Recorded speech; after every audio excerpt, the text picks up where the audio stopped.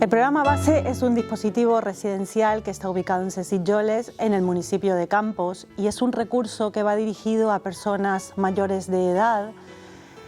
que son personas con una problemática de adicción a las drogas y con un grado de desestructuración importante a nivel familiar, social, laboral y personal significativo. El proceso aproximadamente dura 1 año y nos regimos en base a objetivos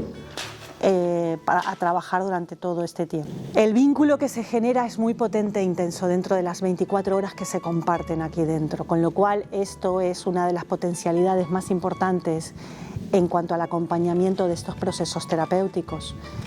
Se genera un cambio en el estilo de vida, la persona aprende a conocerse, aprende a saber sus debilidades y sus fortalezas y creemos que esto es la potencialidad de la comunidad.